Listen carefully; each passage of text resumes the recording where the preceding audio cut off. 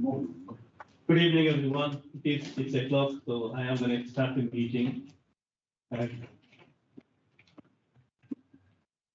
wanted to welcome you all. This is the first meeting of this municipal year, so I can see we have quite a number of new members. So welcome.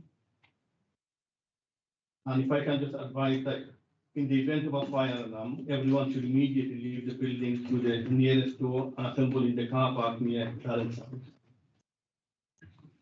And if anybody needs the Wi-Fi password, it's Grim Shine Level. It's all one word and all lowercase. The first item is apologies for absence. Do we have apologies for absence? Yes, Chair. Apologies for absence have been received from Councillor Elliott and Laura Elliott. Apologies, Chair. I have my father who has dementia, so I think that's a good one. Thank you. Next item is declarations of interest. May I remind you that you should declare any known interest in any matters to be considered, and you should also make a declaration should it become apparent during the meeting that you have an interest in the matter being discussed. Are there any declarations of interest? No, thank you. Minutes, the next one is minutes, that's pages 5 to 20. Hopefully everyone has read minutes. Are there any matters arising of night? Take this as approved.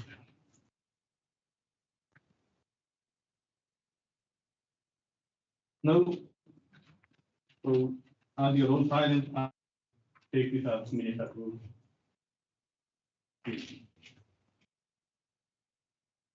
Public question times.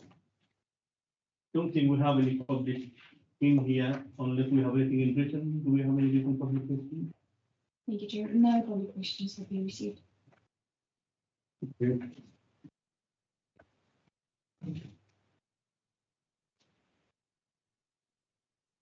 The next item is education attainment, pages 21 to 44. I'm hoping that obviously all members have written the report. So I am going to ask Councillor Honourable Sheikh and Chris Keelan, who are here, please just come to us. Thank you.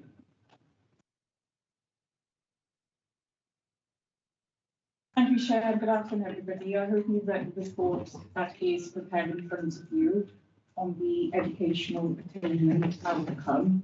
There is a lot to be shouting positive about this. The report is very concise, and I have here today with me Chris, who will be presenting a short presentation. It is not going to be in-depth by PowerPoint, so we'll just be talking around the challenges that we have, the positives as well, and it does break down as well what you'll find through the report. All of our key stages right up to levels 2 and 3.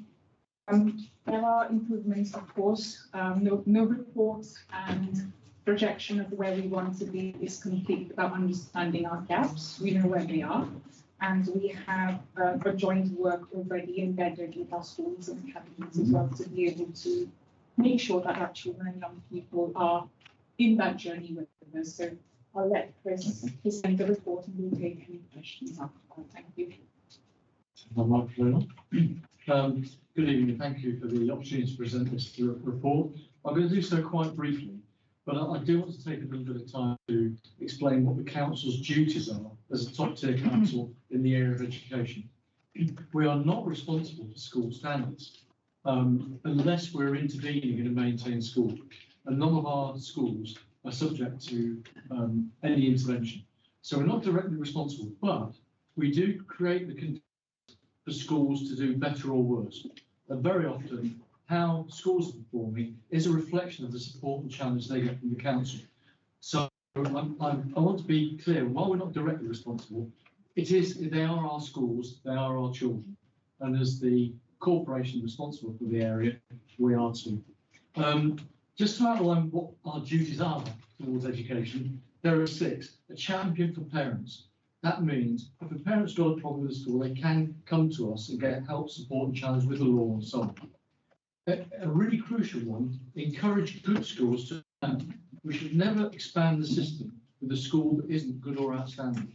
So our place planning is not just about sufficiency of places, it's a sufficiency of places in good and better schools.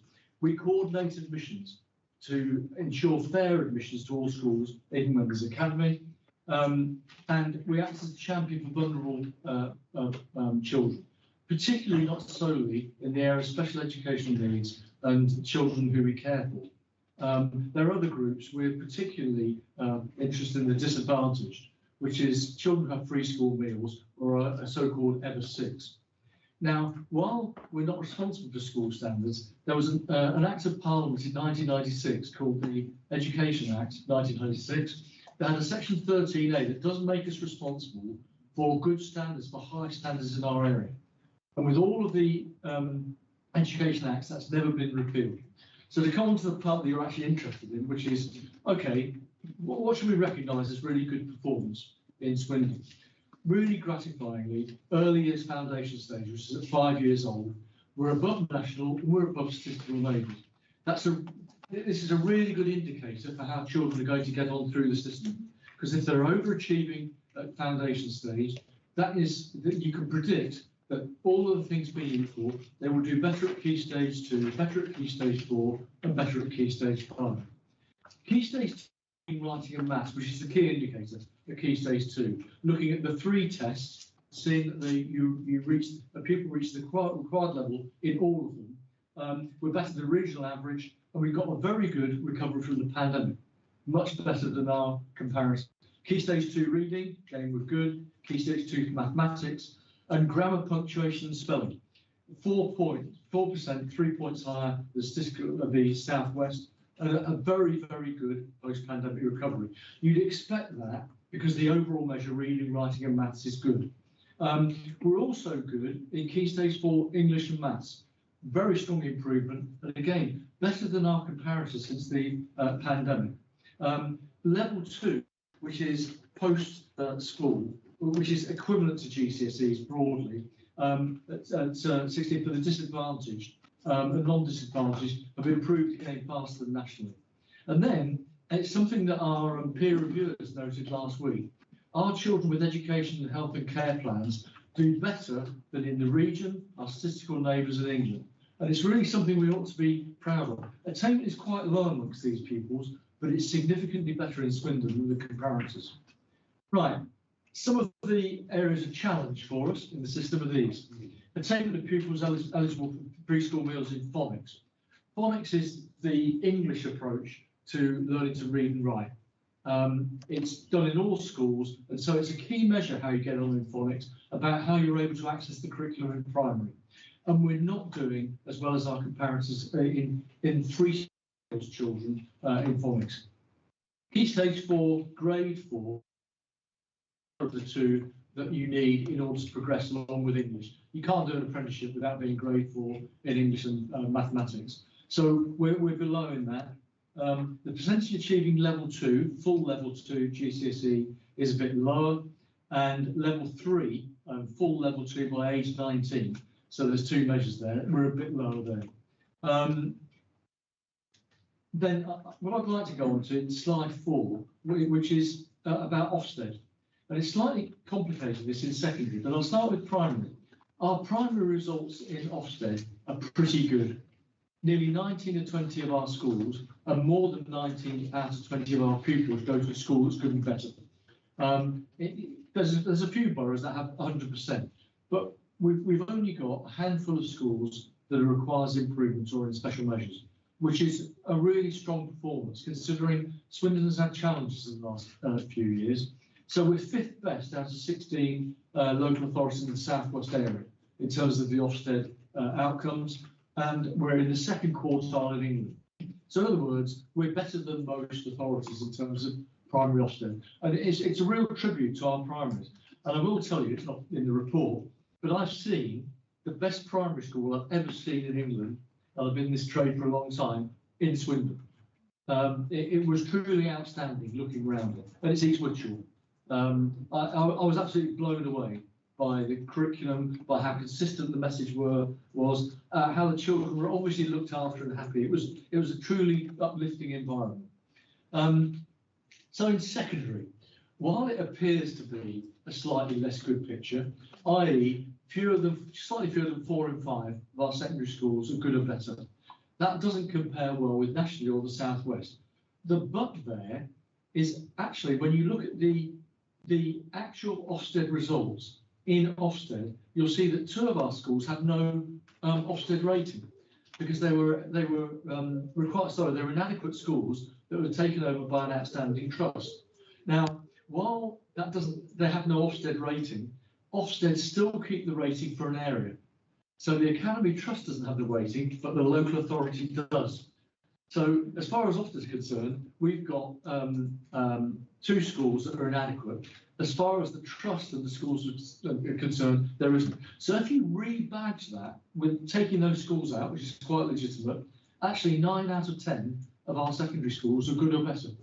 And I've been to the 2 schools that are inadequate, and they're terrific schools. The deanery is really improving. Of course, they do have a problem with recruitment, but it's an outstanding chief executive of trust, probably one of the best I've met, an outstanding trust, and I think it's a really good school. And the pupils look happy, the environment is calm there, the learning environment is really good. So what I want to say is that you should be really proud of our schools. They are on an upward trajectory. And what I always think about this is you could present a very critical report to schools. I could do the same thing with a kind of more negative outlook. But it's not like saying it's going to rain tomorrow and either it rains or it doesn't. The things that you say about schools affect them. It affects morale. And we've agreed with the Trust Chief Execs that we'll all try and talk up Swindon at every opportunity, because that makes a difference to people working there. It makes a difference to pupils in our schools. So by all means, ask me critical questions about the performance of the schools, but do bear that in mind. I think that's it.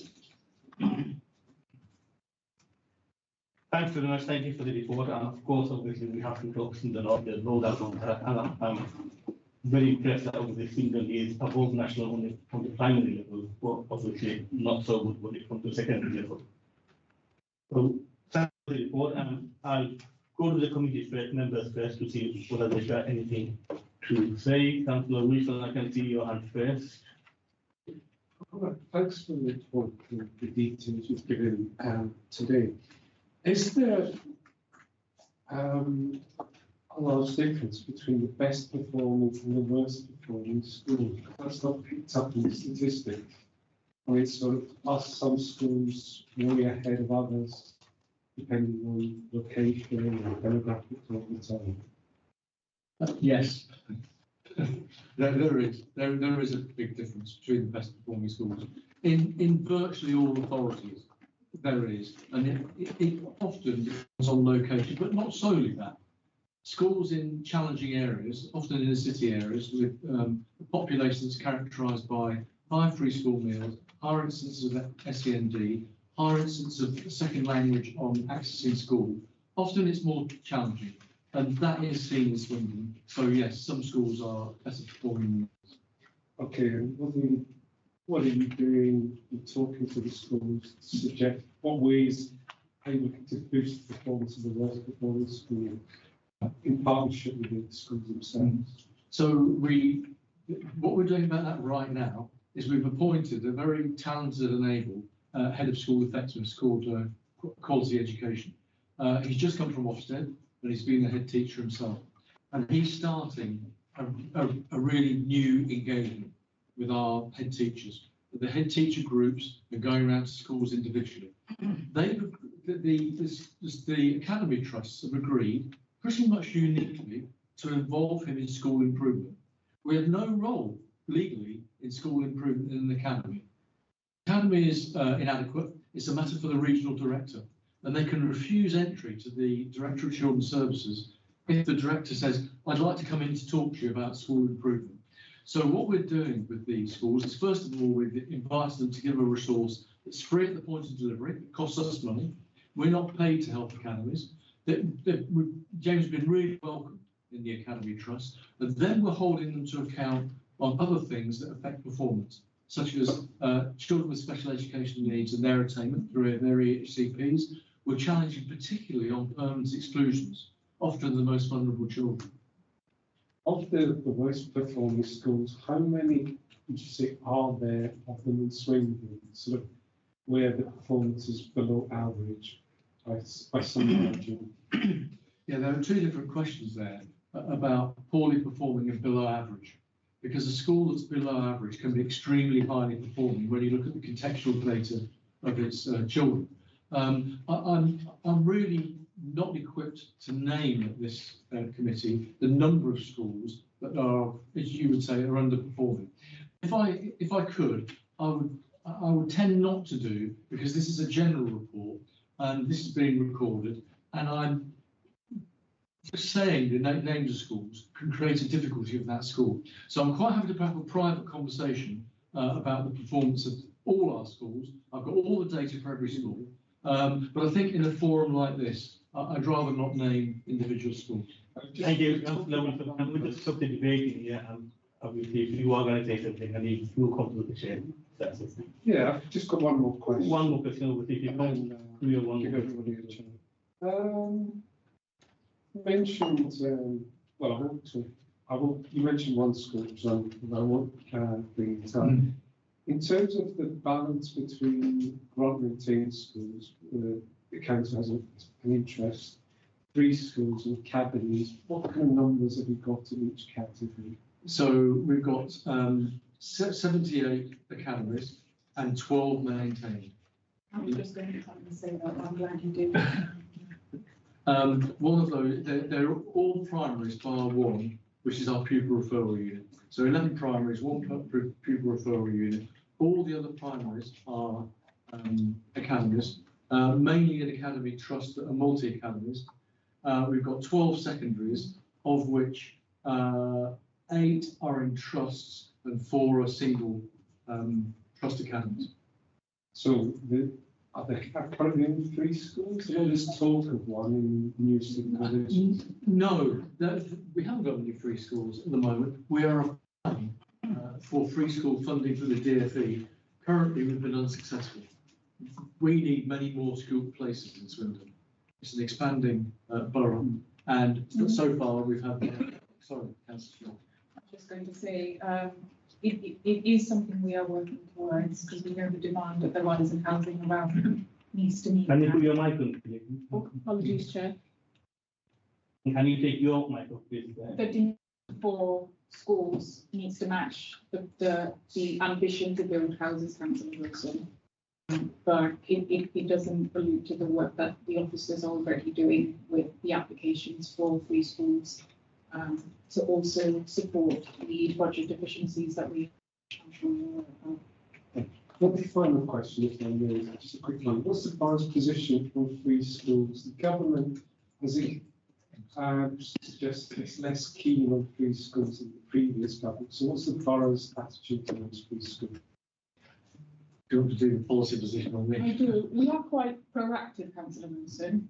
We have been engaging with the DF, and the members have been supporting the work to be able to justify the need for that. I have written to the member in charge, and work is actually we are fully invested in being able to get that. But again, with everything that was caused by the Department of Education to review our free schools, I am keeping quite close with the officers to be able to see where we are with that, but there is a national goals on that. Thank you. This obviously, I just want to say thank you for the report. And while I appreciate obviously we are both standard nationally when it comes to junior schools, but my question was equally related to Wilson. I mean, that is an overall measure, obviously, if we look at all the schools we are above nationals. But I'm sure there are some schools where we should be doing extra work to ensure that.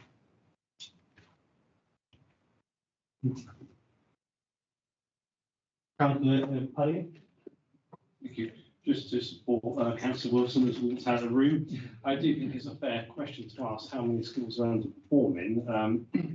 This is a public meeting. Yeah, it's not about fairness, it's about I am the chair sitting in here. Yeah. I mean, Councillor Sean has the right to ask me the following question, which I will certainly allow, but it does seem that he's taking question in itself on a normal debate, so that's clearly in one else. Yeah, but I think the point I'm making is, I think Yes. it's a fair question to ask councillors, how many schools in the borough are underperforming? That is, that information is actually public anyway.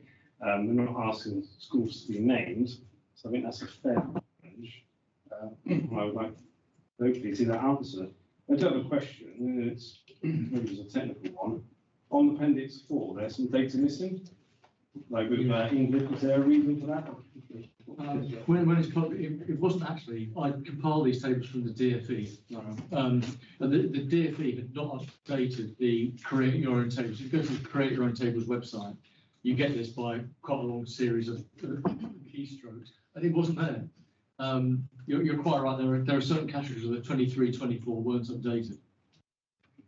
Do you have, is that available now? I must admit, I haven't looked since I did the report. I'll certainly write it in my list of notes to update that. So you don't know what the data is? No, I haven't looked since I compiled the tables with the missing information. Thank you. Anybody else have got anything to say? Councillor Bacon. Thank you. You mentioned that in some of the schools where there is a high percentage of free school meals, that's where the underperformance is really being shown. So are we taking any kind of action that will help with that? Are we thinking about any kind of ways? I mean, I know that the government are looking at more sort of, I can't think, sorry, my ability to speak today is quite poor, but things like breakfast clubs, we're looking into that, that's a great thing. Is there anything else that we're doing that could really help children? I'm thinking things like community food co-ops, or the community fridges in some areas that we've got, but actually really push for children and kids in particular. And the other thing, so if I may ask, the other thing is I do a lot of work with sort of 16 plus. I don't know how I've ended up with 14-year-olds as well, year 9 pluses in terms of work experience, getting them to come into corporate entities to look at what possibilities they have and so forth. And I think there is a disconnect in terms of mentorship and disconnect in terms of children having hubs where they can go to sort of talk about careers and developments and what are the options for them. Mm-hmm. And I think that may help towards getting more people into higher education or relevant apprenticeships, or give them the variety of choices that are available. Because if they come from a particular type of communities, they may not have that information available to them. So are we, again, doing anything around that could help? I'll take questions. You'll take the careers one, and I'll take the what are we doing to address it.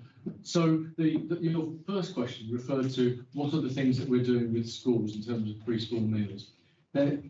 We don't get involved in school improvement as such. We haven't got the capacity, we haven't got the finances to do that. What we've got is a range of officers. In fact, Swindon is quite well staffed in terms of education welfare. And we offer a lot of support to children and their families and schools in maintaining things like school attendance. What you find is there's a correlation between disadvantage and the rate of school attendance. So a lot of our efforts are made, as our statutory duties would indicate, in supporting children from more disadvantaged homes. And we do that through education welfare service, through place planning to try and locate good places in all areas, and the range of areas where we have statutory duties. In answer to your question to Councillor Bingham, it will be more defined and explained in the next report, which is the skills strategy. You're absolutely right that there needs to be the transparency for children in understanding their career path, and I can explain a little bit more when we go through the next report, which I'll present after this. Fantastic, thank you. I didn't turn my mic on, sorry. Thank you. Did you want to ask? I was just going to add in terms of question 1. So as well as the work that is done in and around schools, it's really important from our kind of prevention and early intervention perspective that we have great links in communities. So in terms of things like fridges and pantries, that we're absolutely connected. And in terms of the work that I do, which is in the communities kind of sector, working alongside schools and trying to identify ways that we can be much more proactive in identifying those families that may need that additional help around school uniform or breakfast clubs and that sort of stuff. So, And that's precisely the point. So, like being a corporate parent, I appreciate we can't get involved in the actual schools, but what are we doing outside of the school environment to provide that support, whether it's some kind of free school meals, like you see these days advertising of half-term child eats for £1, whether it's that, is there a specific route that we can take to help those families to ensure their stomachs are full to be able to engage their brains? Yeah, absolutely. And at the moment, we things like utilising the Household Support Fund and the HAP programme and whatever it stands for, I've lost, but the holiday activity fund. And also we have, through our public health colleagues, work around inequality and food inequality. So it's about how we bring all that together. So family workers, people that are working with adults that also have children in the household, they have that kind of armoury of information and signposting that they do on a regular basis. And we work very closely with Citizens Advice, Christians Against Poverty and other partners who are there and who are seeing families, and it's about joining those families to what is, and there is quite a lot in Swindon happening, and we can do on that note, I mean, how do we actually join up to ensure that those families who are there to with the help are available, that they are getting the messages, they are getting that information? Yeah, I think it's always a challenge, but it is around utilising as many different communication channels as possible, because different families and different individuals will look at accessing different bits of information. So it's about making sure our workforce and our partners' workforce have the information at hand, that we have it available on websites and partner websites, but also through our sort of social media and through our work with schools. So it's sort of a never-ending kind of need to just keep on top of everything that changes and all the opportunities that we've got to bring this together. But it's definitely on our agenda to do well and do better. Can I add something to that, please, quickly, Chair? Just to add to Helena's comments, the relationship between our schools is quite strong, and that's something to be really proud of. Now, we do know that information sharing is hard, it is tricky, especially within the pools that we have, parent groups. This could be officers dealing with safeguarding, for example, or the school improvement boards, or just general conversation with the schools. But the relationships that we have are strong. The foundations are unique with each school, and there is a barrier to any of the schools being able to approach us, or vice versa. So in terms of, yes, the engagement needs to be there, the improvement needs to be there. That is already something that we have as part of the plans that we have built, just to make sure that there is delivery of these outcomes for our children.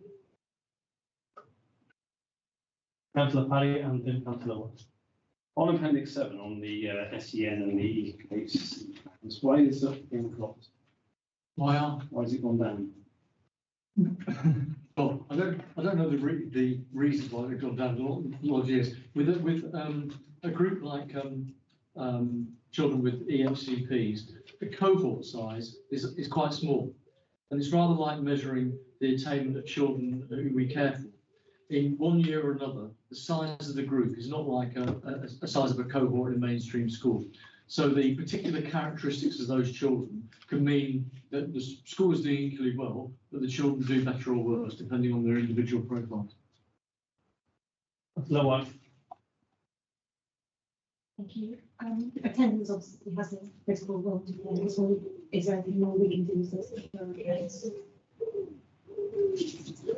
I think there's always more you can do with attendance. And we've got a new head of access and wellbeing coming to the council that is looking at all the policies and procedures we have in education and welfare service and finding parents. Now, finding parents to some extent is a negative, but it is essential in order to make sure some parents who don't take the attendance of their children as serious as they should get sort of shocked into account. Our processes aren't quite as good as they should be.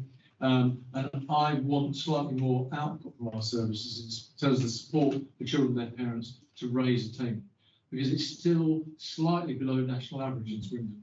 And actually, there's no reason why it should be. Councillor Harry, you want to come back again, did you? Yeah, sure. So as a governor for 10 years, I never really bought into this blame the cohort. When you look at the Southwest and England as well, those figures kind of stack up. So my question is, what measures are being put in place To turn, to turn them around? They've dropped on. this is, you're talking specifically about children with EHCP. Yeah. Yeah, And SEN. yeah, well, I mean, we disagree on this point. I would need to look at the data about the individual children. But my point remains, the cohort, when it's small in any particular group, like in children who we care for and children with SEN, you don't get the sort of the curve that you do in national populations that are very large. I haven't got an explanation for you about why it dropped that year, but I will, with my SEN staff, look at whether there are any particular reasons for that, other than school performance not being as good, for example. Did you want to come back? Just a quick question. The performance of secondary schools and also mentioned A levels is below the national average. So, have any reasons been identified for that? I mean, are there any particular circumstances in Swindon which means, for example, A levels are poorer than the regional average, comparable terms, and also demographics? So we have a large number of children from problem families, whatever. Thanks. If you want to look historically, Swindon's secondaries have been challenged over the last decade. That is the reason why schools have been taken over by Academy Trust, because of their weakness. So those schools, and you had about 30% that were requiring improvement or inadequate, often measured. It's quite a good proxy for how a school is managing things. And that was a difficult situation in Swindon a few years ago. It takes time to recover from that. And for the Conservative government originally with academy schools, that was the whole theory. When you've got a weak school, it's taken over. It's taken over by another strong trust who accelerates improvement. Now, my view of the school system, the secondary school system, is that there are 3 or 4 strong trusts here that have taken over schools in challenging circumstances and are doing a really good job. But it doesn't improve the A-level result in a year, because you've got about 5 years where the children have been in a school that's been underperforming, and you can't turn that around at A-level in a couple of years. Yeah, just one follow-up thing. In the early noughties, I think Swindon was placed in special measures for education. The problems at secondary level, is that a continuation from 20 odd years ago? Well, so I've been here since March, so I'm struggling with looking back to the early noughties, and I didn't see when I was being inspected in the London Authority at that time, so I know the inspection regime. The probability is the situation that Swindon Council was in at that time with its education department probably did have an effect on schools. Whether that continued for a 20-year period, I'm less sure. You've got so many turnovers in cohorts of children and staff. I don't think you can go back and sort of cast blame at the early noughties for any of that. I think the last 10 years, the last decade, is a reasonable amount of time to look at it. All right, and then just one other thing. You said about talking up Swindon, which is good, but are you having frank discussions of underperforming schools? Take that. Yeah. Chris, even though has had baptism by fire since March, alongside other officers on the board, have done wonderful things with the school. And I'm not just trying to paint a picture where it is rosy. We have also had to have very difficult conversations with the schools in being able to challenge them where we think it needs to be done. It could be on outcomes, it could be on permanent exclusions, it could be on underperformance, it could be on where they're not meeting certain duties, where even though they might not statutorily fall under us, we are still responsible for the welfare of all of our children. The team has done wonderfully well in making sure the policies are all up and running before the academic year, making sure that the needs are met much in advance to ensure that the policies are absolutely streamlined to be able to support parents, carers and residents. It is never easy discussing challenges with schools who might not be open to feedback, but that does not stop us from continuing to do that. Thank you. What, do you want to come back? Well, I just want to say thank you for your reply. Thank you. Unless anybody else have any other questions to ask, can I ask the committee, is there any area which you feel that this committee can look into? Yes, Councillor Wilson. Yeah, sort of the underperforming schools. I mean, Councillor Parry, we'd like a bit more information, not just the statistics, but qualitative information. So why are these schools underperforming consistently over time? You know, that type of thing. Because statistics hide a lot of details, because the better schools cover up the performance of the poorer schools. So a little bit more qualitative information. You know, are these schools in wards with major areas of poverty or whatever, but a bit more detail, because statistics themselves don't actually tell you anything. They're just statistics, and you can adjust. You know what Winston Churchill said about statistics. So a bit more qualitative. Also, some case studies are always useful, where things have got better or where things have gone worse. So rather than just having page-to-page statistics, you know, can we flesh that out with real life examples? Thanks.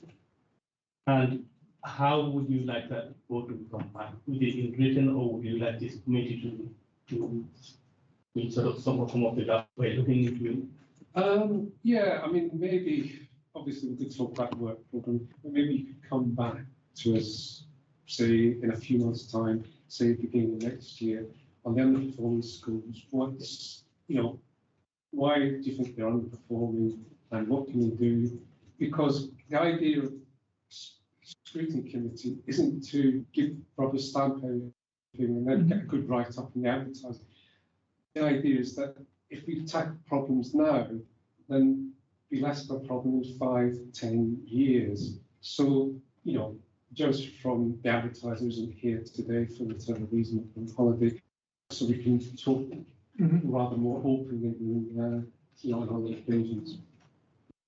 Thank you. Okay, Councillor Rogan. Just closing on Councillor Wilson's comments, yes, while you do have a function of scrutiny to some extent, it is still a policy and policy development community. So if there are aspects where you would like items to be brought back, what I would suggest, Chair, try and find an outcome that would be possibly linked to a policy development out of that.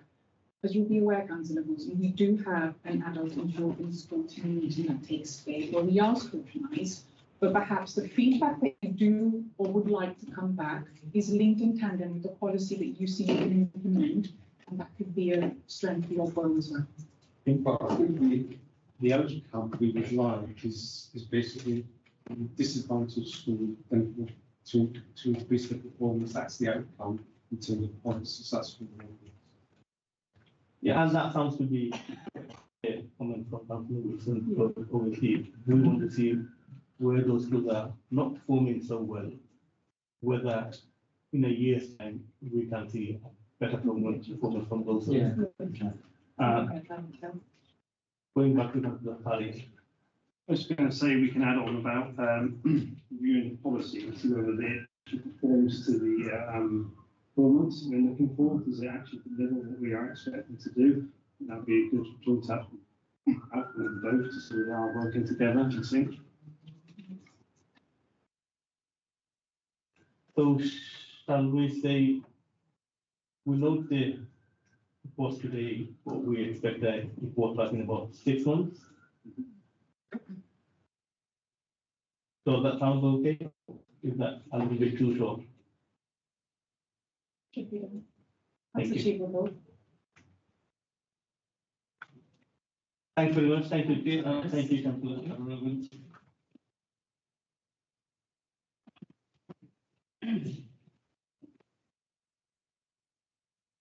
In the next item is equally to you, Councillor Rogan Sheikh, and that is for support for people moving from education to work. Yes, Chair, thank you. The report summarizes a lot of work, what where we are from now with the new skills strategy, which some of you would have attended the workshops around the borough, but also some of the work that successfully has been being delivered by some of our local partners. And if I can just allude to some of them, the work in partnership with New College continues to be still quite strong. They're one of our largest providers of adult education. We have held annual apprentice fests as well, where over 1,000 people, young people and parents attended. But I think the main focus really now is the skills strategy and the white paper as well, where we are trying to build that transparency across a career pathway, skills, and identifying them quite early. What skills are transferable, which can be lifted out from now, and something that will be useful for the next decades to come as well. Sally, who has authored the report, is not here to present that today, but in her place is Helena Robinson, who has a presentation prepared for us in front of you. And following that, we'll take any questions. Thank you. Helena, over to you. Thank you very much. So I'm Helena Robinson, and I am Director of Integrated Communities and Partnerships, and Skills and Employment sits in my directorate. But as Councillor Sheikh said, Sally authored the reports and has put the presentation together. So, and like Chris, I probably won't have the technical specialism, but we can certainly take away any questions that come out of this presentation. So in terms of the purpose of this presentation, it's to report on the current and future activity that we are doing locally, both from a local authority, but also from a partner perspective, around moving people from education into work. There are a couple of employment data stats at the top of the presentation, which we can go through too. Okay, so in terms of the data, at Key Stage 4, which is those year 11 leavers, 4.1% of young people progress to employment, which is higher than the national average of 1.8%, and also higher than the South West average. So good percentage there. From a Key Stage 5, which is post-16 after either A-levels or equivalent, 6.5% progress to apprenticeships, which is slightly below the national average. 37% progressed into employment, which is higher than both the national and South West average. So basically, we know that young people are progressing into employment, but there are fewer young people progressing into higher education. And obviously, that's something that we want to look at improving. Specifically from apprenticeships perspective, the rate of apprenticeships in 23-24 was 964 per 100,000 population, and that's higher than England average and slightly lower than the South West average. But that equates to just under 1,500, which is the highest, in the highest proportion is over those age 25. So that's some data for you. So the next couple of slides are just around the activities that we are doing locally. Next slide, please. Then. Thank you. So from a schools and college perspective, they have a statutory duty under the Skills and Post-16 Act to provide independent and impartial careers education, information, advice and careers guidance. So there are careers hubs that have been set up, and they provide both support and challenge to schools on delivering that statutory requirement. And all of our schools and colleges in Swindon are working with the Careers Hub.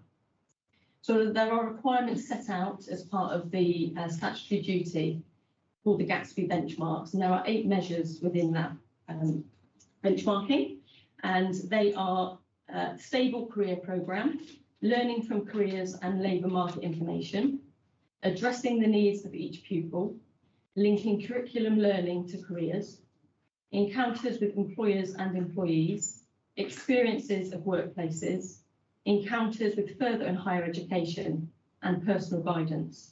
And in Swindon, we well on average achieving 6.1 of the 8 benchmarks. So we are increasing the focus on preparing young people for employment and increasing young people's access to employers so that they get good experience of the workplace and good solid work experience places over the time. So as well as, next slide please. So I mentioned the Careers Hub. So there are enterprise coordinators who have caseloads of schools and they are there to support schools to deliver against those Gatsby benchmarks, offering that support but also that challenge. Enterprise coordinators ensure that the schools have a link employer who have an enterprise advisor, and that is in place to support and advise the careers programme. So career hubs have a number of kind of activities that they deliver, such as insight days, which are about looking at different job opportunities. So for example, so we had an insight day hosted by Doubletree Hotel, providing young people with insight into catering and hospitality, and that was part of the Careers Hub. Careers Hub also do interactive broadcasts, and you can see on the screen there that the last one, which was about post-16 and post-18 choices, had over 7,000 live views and a further almost 2,000 views. So clearly something that people are interested in looking into. The Careers also have a career pilot digital platform which offers free access to labour market information and video content from local employers, highlighting sectors, careers, skills and qualification requirements for each job. And as Councillor Sheikh mentioned, we run an annual Apprentice-Fest, and we saw some really great numbers over that event. What the Careers Hub also do is make sure that they've got transition support for those individuals that have got greater needs, and help them through that process. So in terms of future activity, and also kind of the work that our stakeholders and other providers do, Job Centre Plus, their key role is to play a role in providing support to schools and preparing young people to find and stay in work and be prepared to get roles and jobs.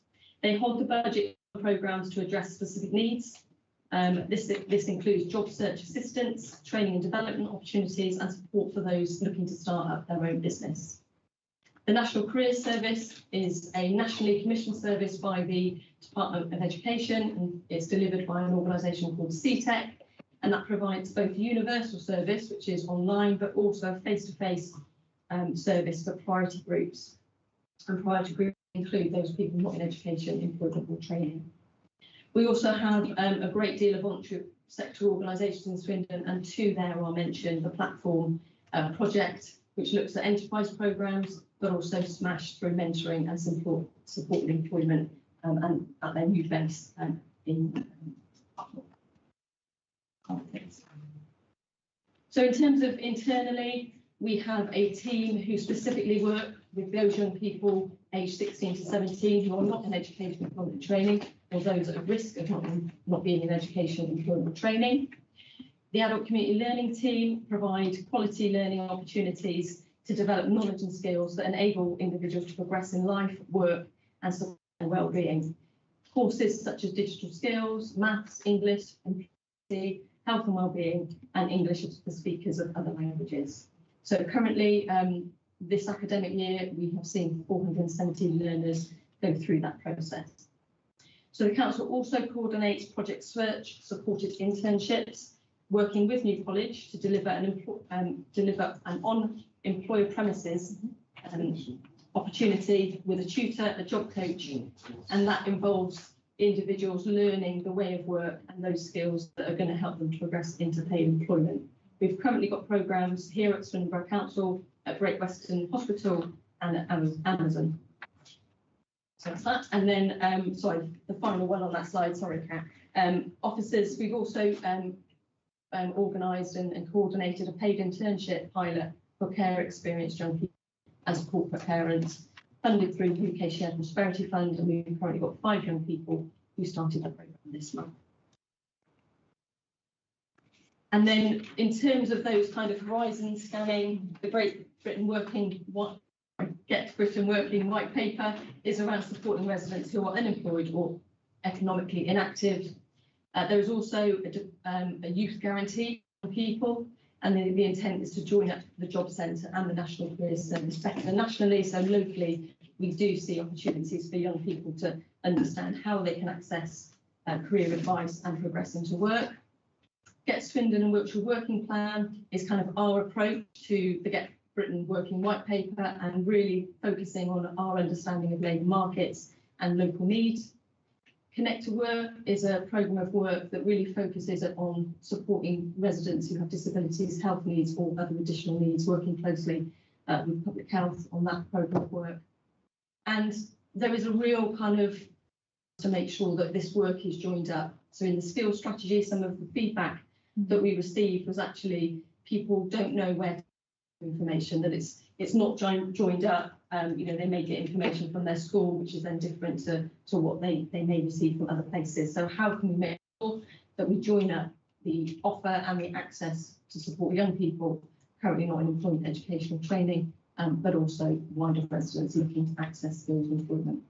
And as mentioned, we are developing the skills strategy. The draft should be available in July, and we've done some Let's Talk Skills consultation events, which will really run through the strategy when it's done. Thanks very much. Thank you, Governor, for the report. And again, from my point of view, it's that join of your offer. That is the most important thing. Well, I will say, people need to know how to access to it. Thank you. Councillor Watts. Two questions, if that's okay. On the top of page 46, it refers to fewer children progressing to higher education, and it says refer to table 2 in the appendix. I don't know if I'm going that back and table 2, or in the report it says there's no appendix. Okay, so forgive us for that. I will take that away. We'll identify what the table 2 is, and we'll make sure that you Thank you. And then my second question was on page 15. 3.19, it refers to a Connect to Work programme manager. I just wondered if there's any update on recruitment. Thank you. So the Connect to Work programme manager is being done across Swindon and Wiltshire. So the Wiltshire are the host authority, and we will have a team leader underneath that. The recruitment has been done. I'm not sure if the person has started yet, but it's certainly in the process of being recruited into. Again, I can get you some sort of dates and specific details. That's lovely. Thank you. Thank you. Councillor Parry. I should have said earlier that my wife works in New College in Korea, so I said just care. Thank you. Councillor Nukwan.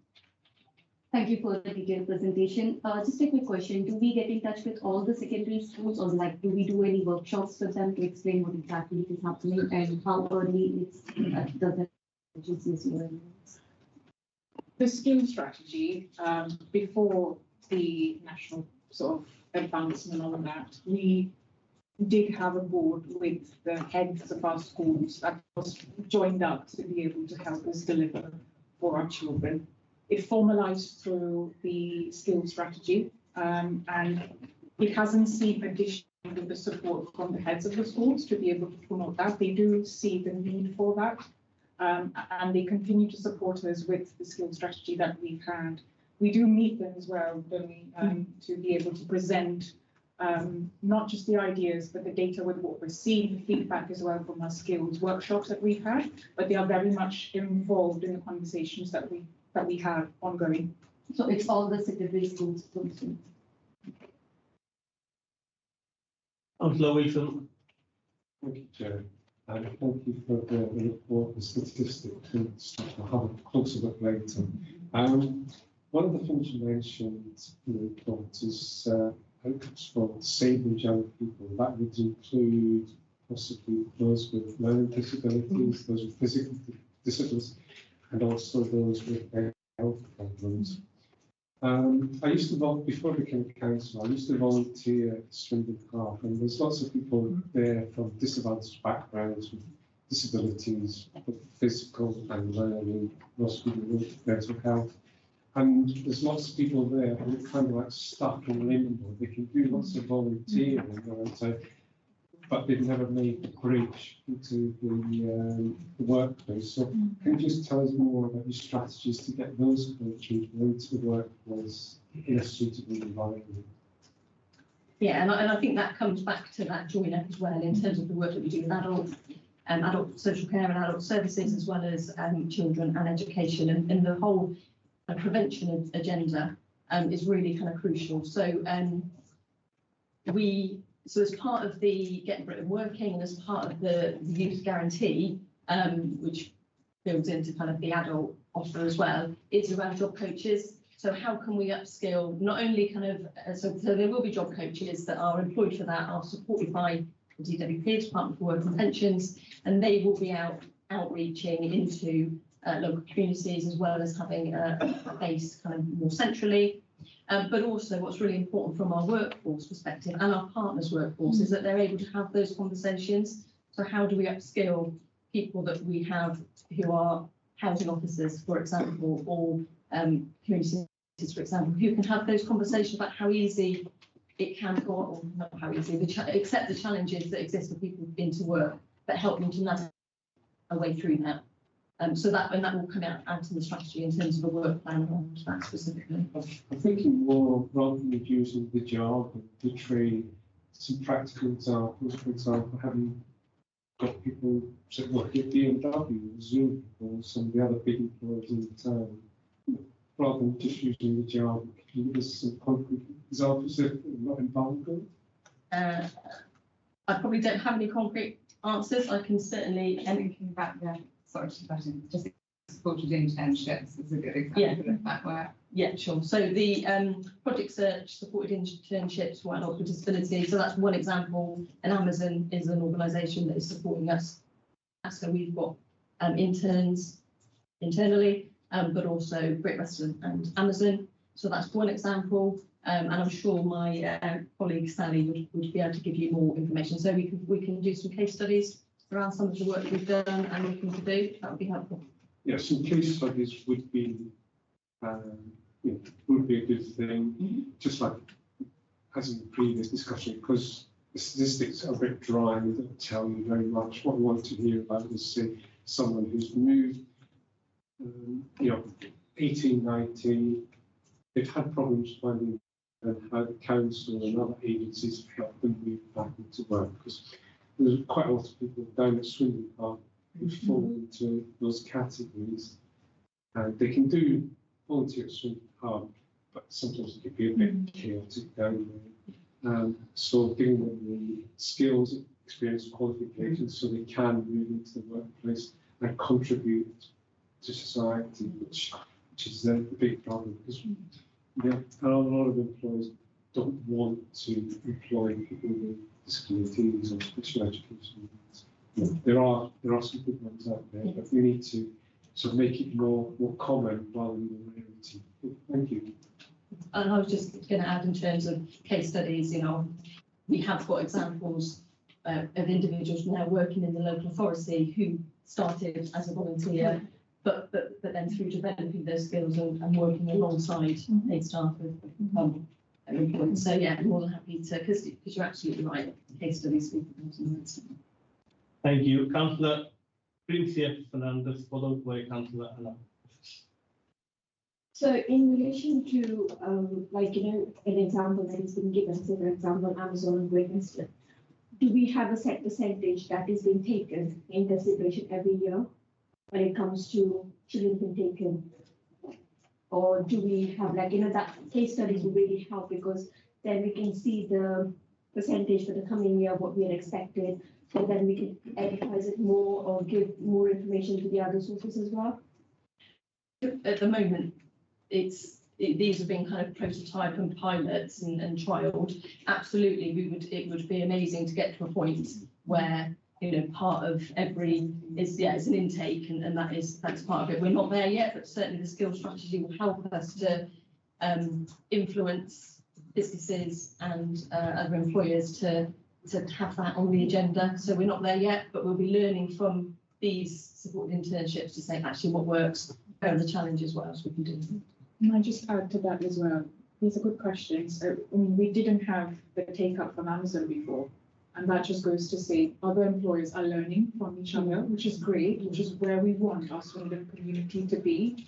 And it also validates the Swindon plan that we want to build a fairer Swindon. These people's voices are important. They need to be able to feel like they're contributing back to the economy and preparing themselves as well with the challenges of paid employment. So we didn't have Amazon before. We trialed it at SPC and Great Western actually, which was fantastic with some feedback. So we can definitely get some feedback that might just be sort of anonymized which we can share. We're happy to do that.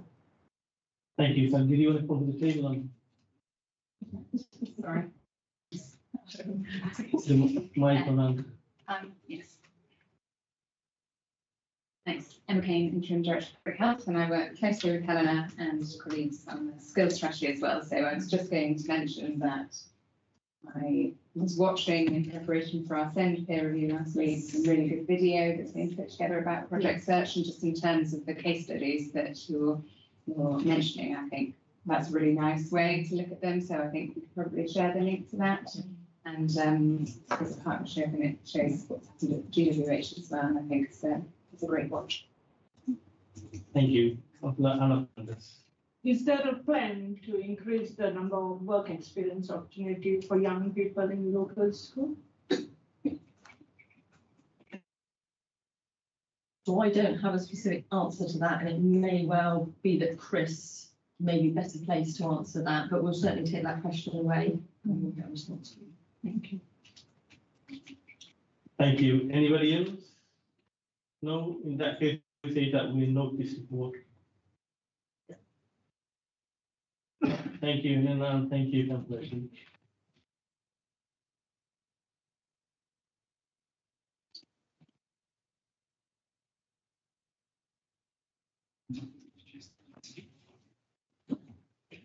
Next item is children's oral health update, and I think I got Councillor Grant. Chair, we're having this debate because under the portfolios, children's health falls under my portfolio, but I was only made aware of this item today, and then Councillor Grant is obviously you involved in the health and wellbeing board, Yes. and so I think, Chair, that this is something we need to discuss long term about where children sit, the public health element of children and the children's services element of children, and where this committee fits in. But for the purposes of tonight, it's definitely Councillor Dixon. Off you go, Paul. And I will introduce the report, and then I will pass over to the experts who are immersed in this work day to day. So this is a progress report on children's oral health. It's an update on the activity that we've been carrying out in Swindon to improve oral health in Swindon. And it's to update the committee on the progress made to date and outline our future plans. As you can see from the report, oral health is a priority for Swindon Borough Council and also the Integrated Care Board. The report is structured around the background, the whole system approach, Swindon Borough Council and the ICB working together and identifying priorities, progress to date and future plans. I think what we would welcome is some discussion around any comments and suggestions around the future plans and anything you'd like to input, because as you can see near the end of the report, we have secured additional funding. It's an evidence-based service that research and evidence from the council, but also the Integrated Care Board. There's money available and there's plans being developed. So any suggestions or thoughts on how we can deliver, how it fits with the Swindon plan, so reiterate, as Councillor Sheikh said, this is around looking at how we can develop the Swindon plan, how we can meet the needs of the most disadvantaged in Swindon. I think I'll stop there. And Caroline Little is the head of Children and Family Health Service, who's written the report, and Emma Ken, you're here as well. I'm assuming you're going to chip in as well. If required. So I'm going to pass over to them.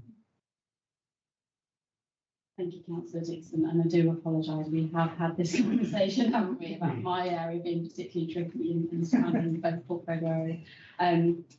We do have a good excuse this time because this report was deferred for the January meeting, so a very long time ago, especially this seat, doesn't it? But thank you very much for the introduction. So as you say, oral health is absolutely a priority area for Swindon, as you'll all be aware, as we clearly outlined that within the Swindon plan.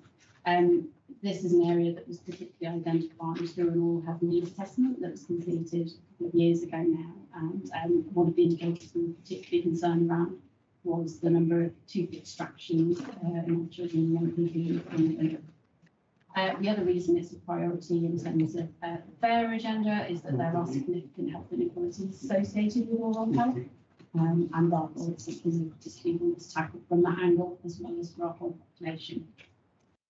So just as a reminder, admission to hospital for tooth extractions is the #1 reason for children being admitted to hospital in England. So it is yeah, absolutely, it's a significant issue. And it's particularly disappointing when we know it's largely preventable. There is really clear evidence around what we can do to improve oral health in order to stop that from happening.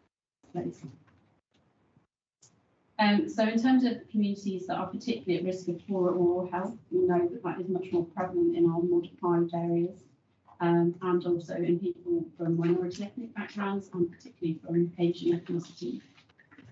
The 10-year aspiration for this work is that we similar level to that of the England average, and that our health inequalities are significantly reduced. And there are a number of indicators that will particularly that minority extractions we really want to see come down. So as Councillor Dixon mentioned, we work really closely with the ICB in this work in terms of access to dentistry, as that is an ongoing challenge, both nationally and for Swindon.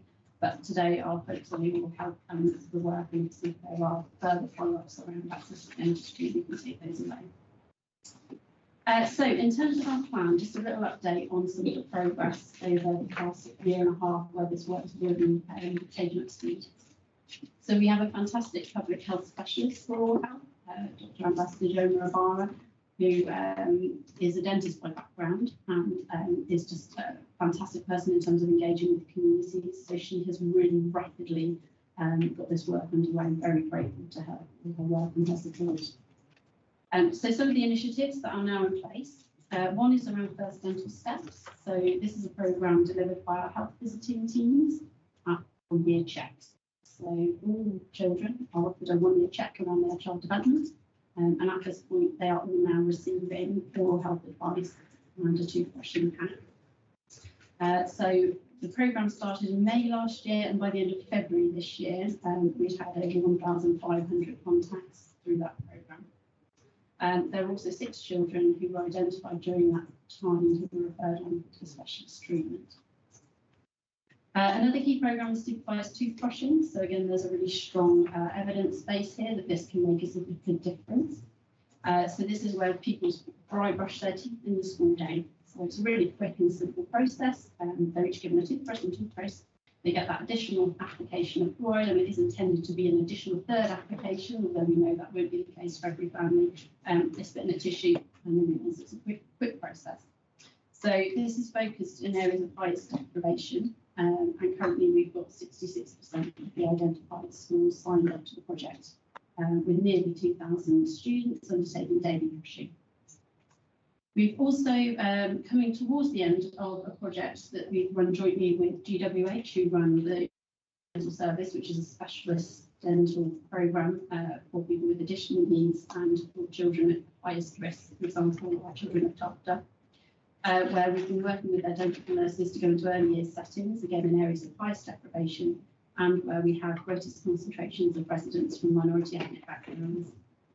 So this project commenced last summer and is just due to run for 1 year with the funding that we had available, and has delivered to 809 children and adults so far.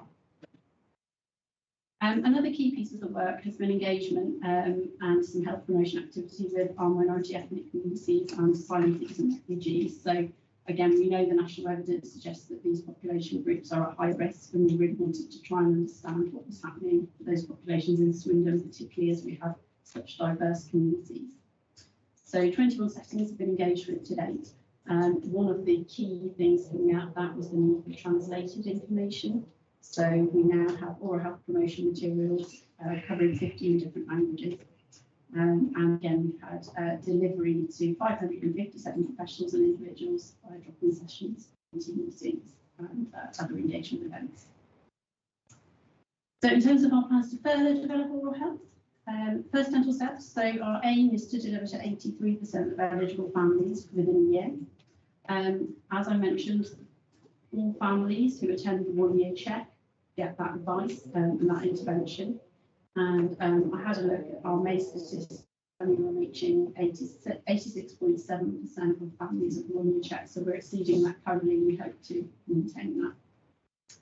Our supervised toothbrushing programme, we set ourselves a rather challenging target of 100% of eligible settings, and that has proved quite challenging. So whilst I don't feel entirely confident that we will reach the 100%, absolutely we want to continue to aspire to that. And we are seeing some traction. So as more schools take on the programme and seeing that it is feasible, I think that's encouraging other settings to give it a go. So some of the challenges have been around schools feeling that it's an additional responsibility in the school day and the time consuming one. And we're able to say now with other schools taking place that that's not necessarily. In terms of oral in early year settings, we've also aimed to deliver that training to 100% of the eligible settings, and we are at that already. So that's the GWH project, and we're now looking at additional settings with our last review. The engagement work, the insights that have been gathered, engagement work are being pulled together currently into a report, and that will feed into a joint strategy that is in development with the ICB and will help improve access to dentistry. We've also had some additional investment from the ICB into this preventative work. So across the ESW patch, we've got £500,000, of which £100,000 is allocated to Swindon. So that is to do joint activity across the 3 areas. It's not something we can do, but we are doing work collectively. So the first piece of work there has been to procure a training package, which will train frontline workforces in the delivery of oral health promotion activity. So that will be available to almost all frontline workforces that we can think of. So the hard work will come next. Now we've appointed a provider in terms of engaging those workforces. We're also doing another extension of the supervised toothbrushing scheme. We'd like to offer that in early year settings so that there is a greater opportunity for prevention, just in terms of getting in earlier on in life. And we have also secured £30,000 that is recurrent funding for us to invest in oral health promotion activity going forward. So once that funding is received this year, we'll then be thinking about how we can sustain some of this work through that funding. In addition, the government has recently allocated Swindon a further £44,000 for further supervised toothbrushing. So again, that gives us another opportunity to expand the work that's already happening. And I didn't mention it in the report, but the Integrated Care Alliance has also identified oral health for children as a priority as well. So they also secured some funding to look specifically at those families where a tooth extraction has already happened, and how they can support the family to prevent further decay in that child and in the siblings. That is the end of the overview, and I'm very happy to take any questions. Thanks very much. Thank you. Yes, thanks for the report. Just wanted to say, obviously, you've got some programs. The programs are for 1 year programs, some of them less, some of them are for more. But what strategy do we have to continue? What are our policies in terms of public health, and so that we have a continuous program to mitigate the children's oral health? Absolutely.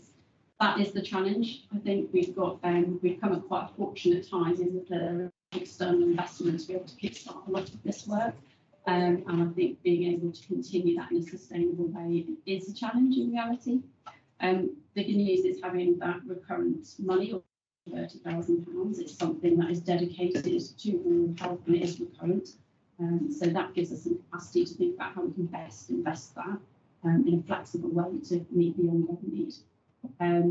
There is also an expectation, although I'll provide a caveat around that with the current state of play, that the ICB would like to continue to invest in some of these schemes, so supervised toothbrushing, for example.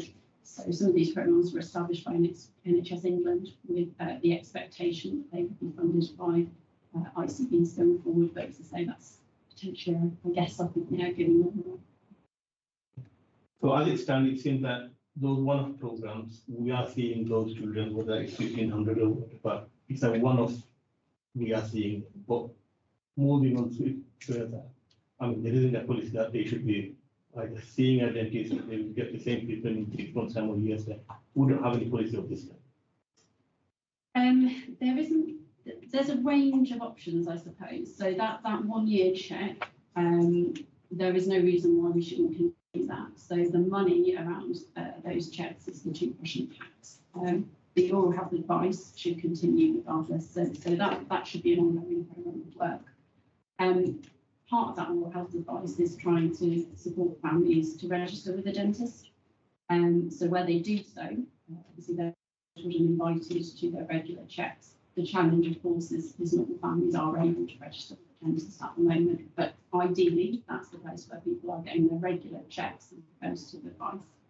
And I think the follow-on is looking at what's available in those early years settings, and then again what's available in schools. So again, I think with the early years settings, we have some good scope to continue to promote these types of schemes. It does form part of the early years framework in terms of what they're expected to deliver. So again, we can support that. And in terms of schools, given this was a government manifesto pledge around delivering supervised toothbrushing, again, we have some investment at this point, but I would hope that might expand and might continue. Thank you, Councillor Nadine. I saw your hands first. Yeah. Thank you. With the supervised toothbrushing scheme, it's 66% of our schools have signed up. Can you tell me how many that actually is and how many that's? Yeah, so originally we only had 30% of schools, we only had 30 schools eligible. 30, yeah, who fell within the criteria, which was all around deprivation. And at that point, we had around a 60% uptake. We then increased eligibility because we were struggling to engage those schools. There's a contract in place to be able to deliver this work. So we thought if we extend the eligibility, we make sure we make use of that contract. So that was then extended to 46 schools who are now eligible. And we're at 66% engagement. So initially that percentage dropped because of course there was a higher number of schools eligible, and we're now exceeding that percentage coverage. So we would still like to see all of those schools engage if possible, but some of them more reluctant in this. Can I just check that out of the 46 schools, how many have signed up? 66% of 46. I wasn't sure if it was out of the 30 or out of the 46. It's out of the 46.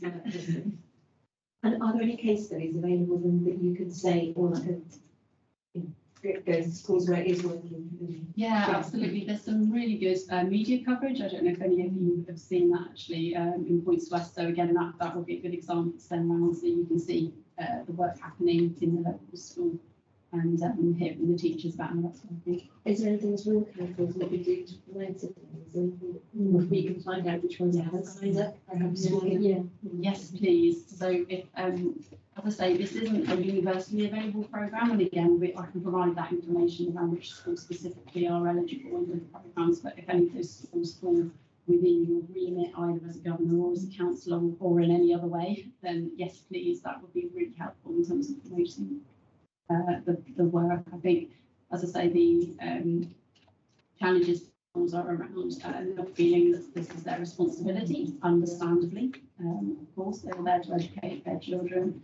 And I think much in the way we had the discussion earlier around access to food, this is another potential barrier to learning. So it is about making sure children are pain-free, are able to speak properly, are able to eat their meals comfortably so that they are ready to learn.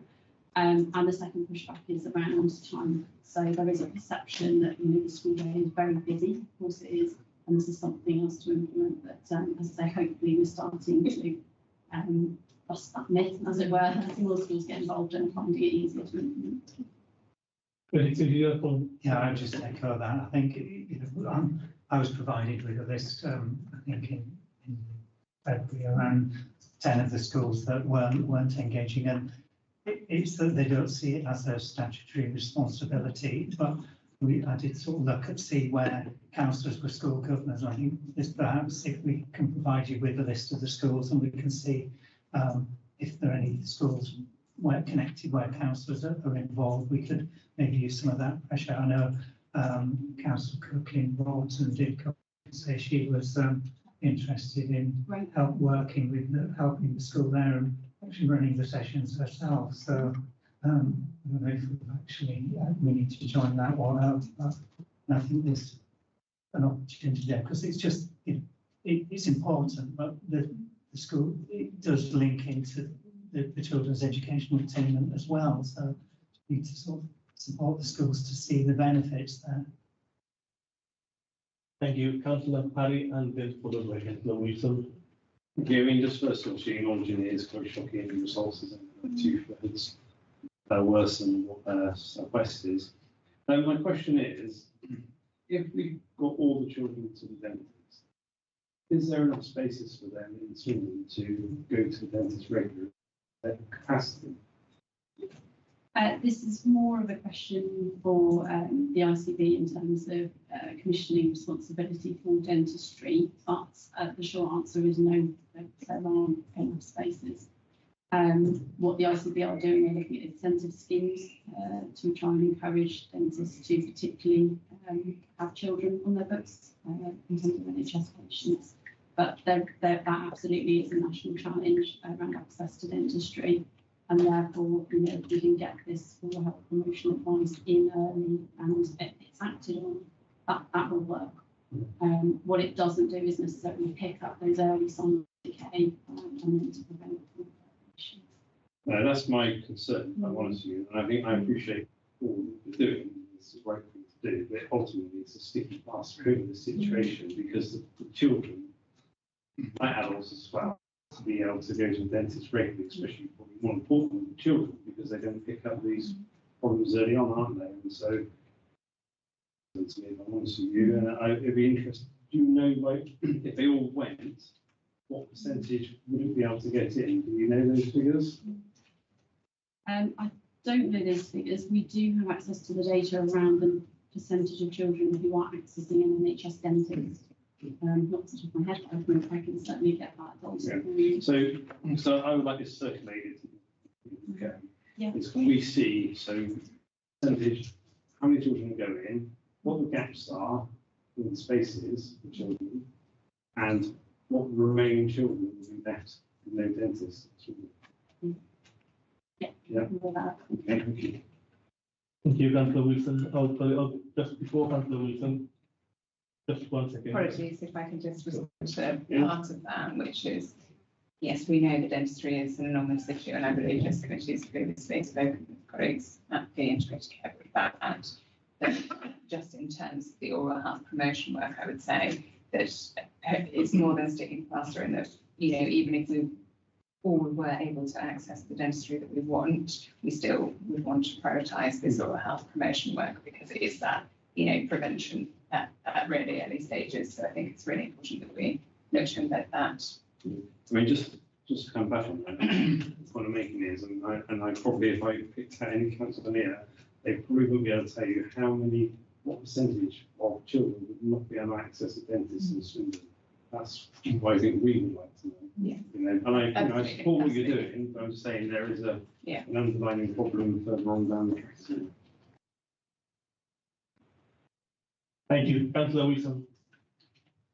Thank you, Chair. Just following on what Councillor Parry said, the rates of extractions is very high in Swindon. Is there any particular reason for that? Is it diet, high consumption of sugar? Because you obviously need to know the reason why to get those averages on. Yeah, it's a good question, and I don't think we have a definitive answer. So we absolutely know the risk factors. I've talked about some of those social risk factors in terms of deprivation and ethnicity. We do know, of course, things like diet and high sugar consumption are absolutely linked. We don't know that that's a particular issue in Swindon, as it were. Again, that is a bigger issue. So there is also something around access to treatment as a hypothesis. So I believe that dental extractions for children was one of the slowest specialties to recover following the pandemic.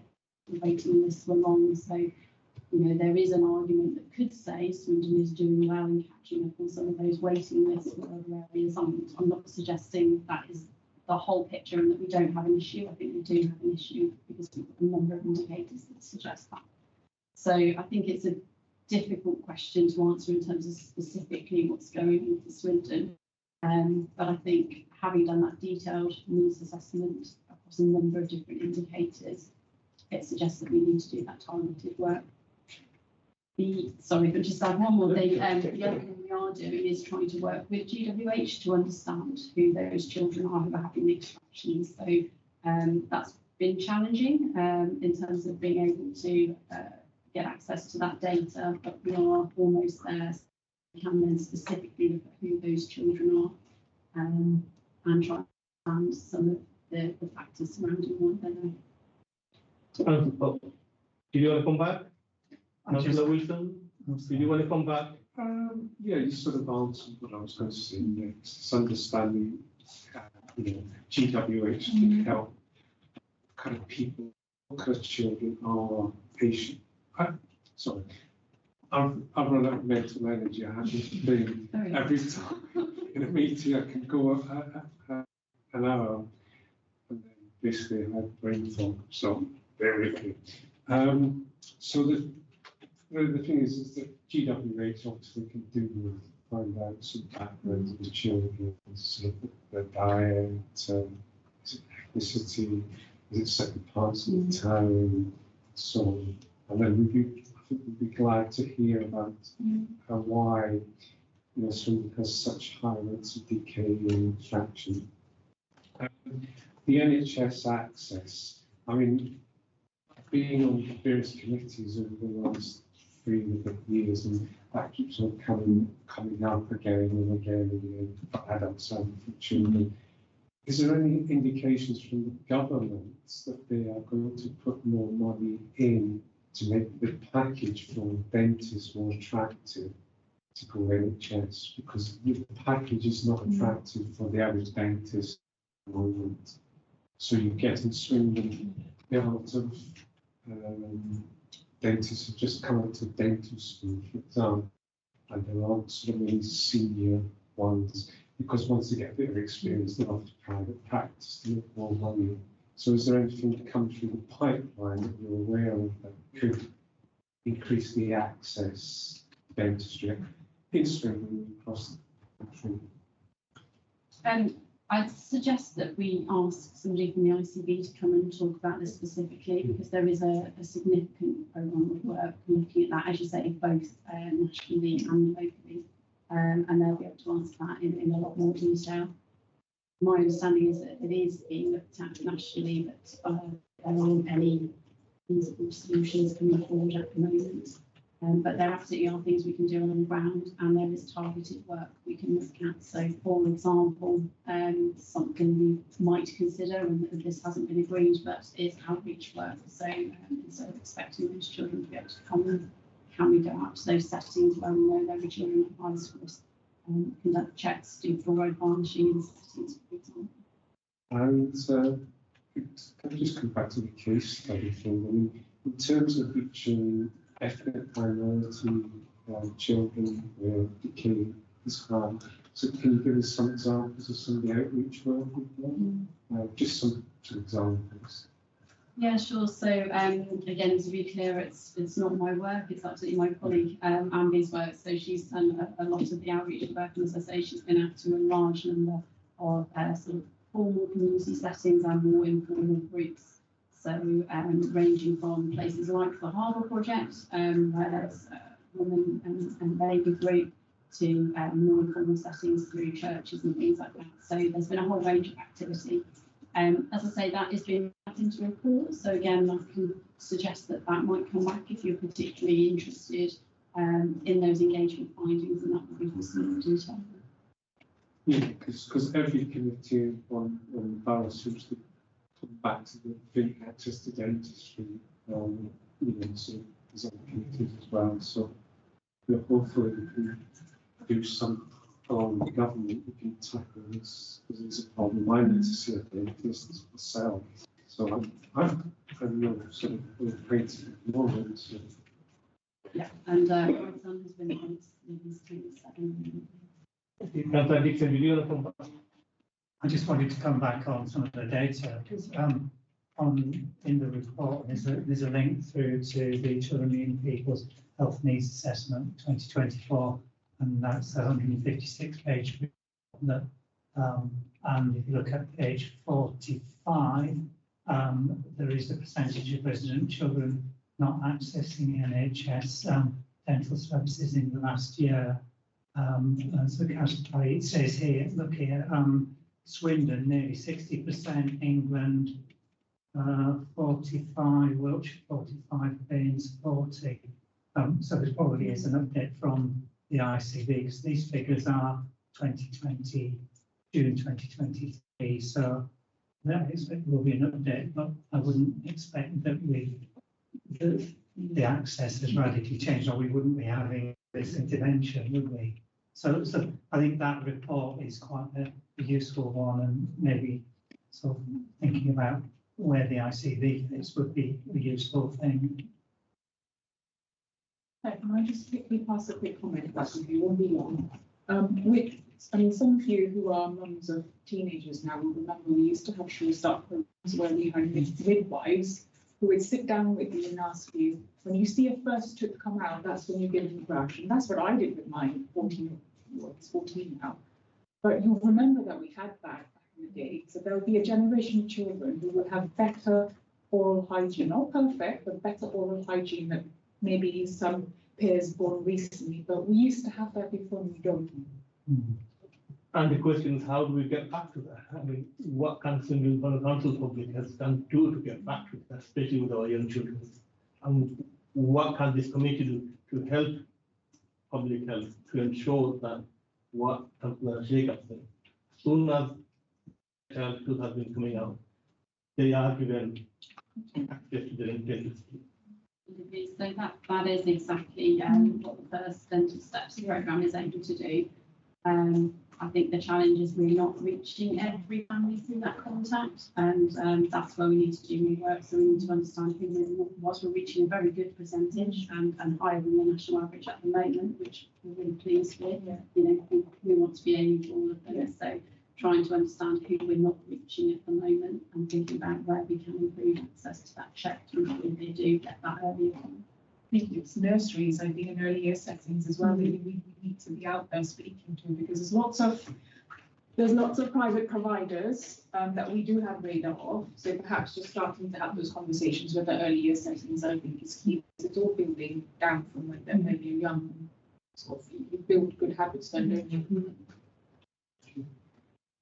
Yes, Councillor Graham. Yeah, just elsewhere in the council, there is essentially the next cabinet papers, there'll be a case for change, which is a transformation process of this council, and in that there is a proposition in that we create integrated community hubs.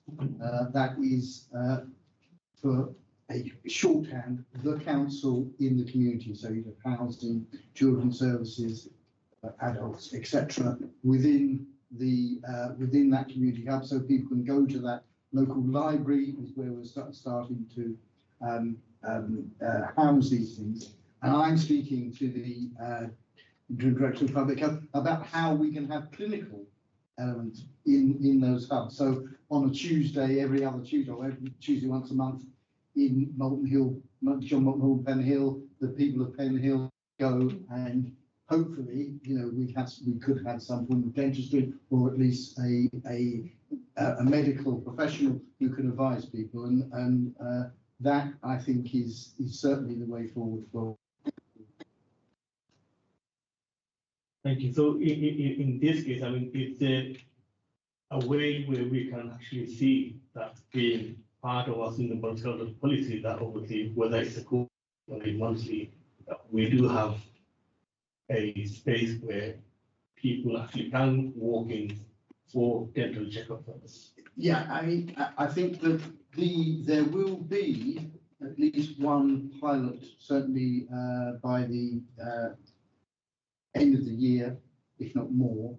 Now, whether we can get any clinical element to that, that may take longer. But that is the aspiration here, and that's what.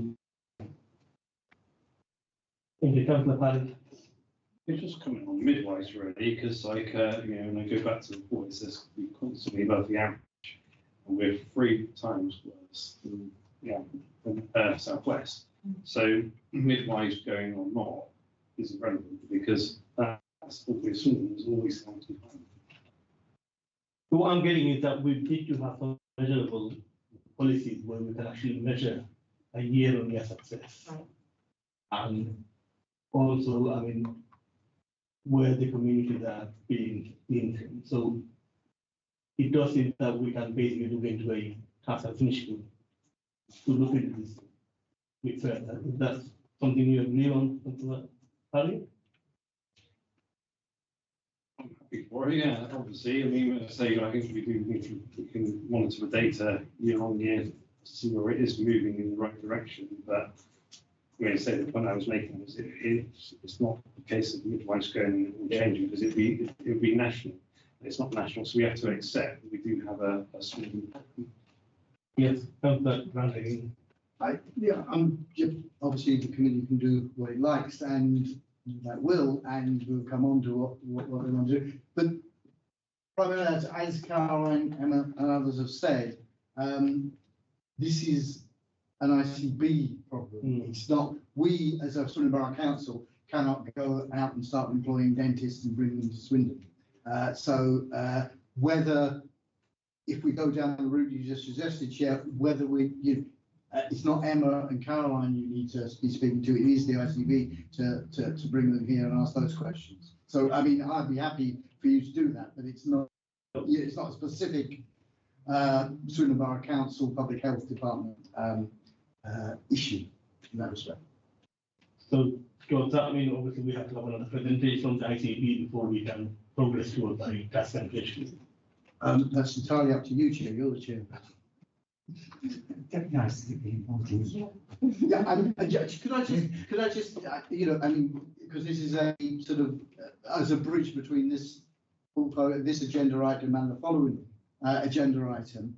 I suspect that Caroline has given this presentation to probably 3 or variables on this subject to at least 3 bodies of the Council, Children's Services, this body, and the Health and Wellbeing Board.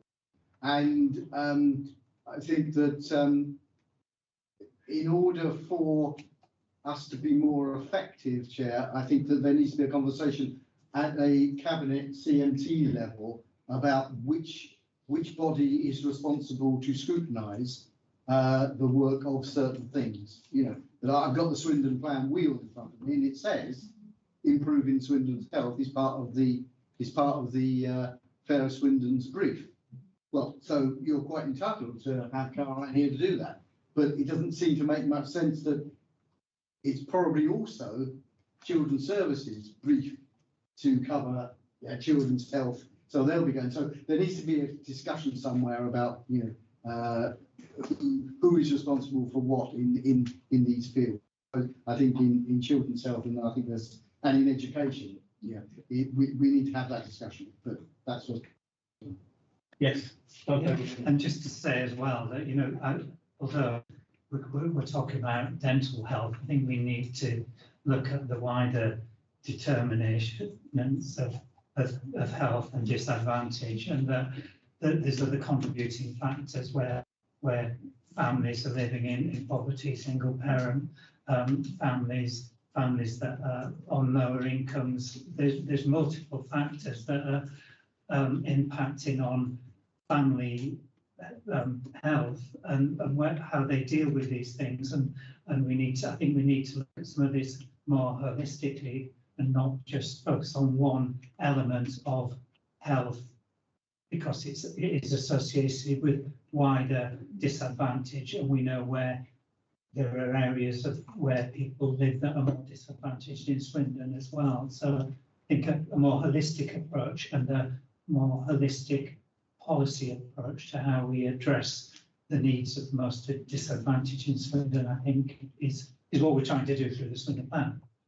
Thank you. Yes, Councillor. And I'll just say briefly, and that is what public health and the wider council are trying to do. And you'll recall that I mentioned a program called Core 20+5, in the previous iteration of this body, and that does exactly what council has done. Says it covers the whole of the determinants of your poor health, poverty, in Swindon, including things crime, poverty, environment, and that is again the direction of travel that the interim director of public health is going down. So you may want to come back and quiz her on that at a future date. Thank you. I did see some other hands. What I forgot. Oh. Councillor Fernandez, yes.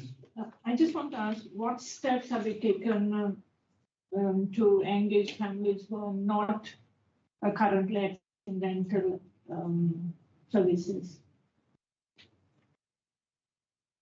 Thank you. So I'd say the approach at the moment is taking a two-pronged approach. So we've looked at this sort of universal provision through that early first check at 1 year checks, and that's for all families. But all the other work is targeted work. So that is specifically trying to reach those families who have greater risk of oral health, but also who are less likely to have been able to access dentists. So we don't have information on specifically who is and isn't at an individual level accessing dentistry, but we do know those population groups who are more likely to not be able to access a dentist, and that's where this work is. Okay, thank you. Thanks very much. I don't see any further hands up, so thank you for the report. And as it stands, we'll note this report, but we'll move on with the work program and decide with that. Thank you.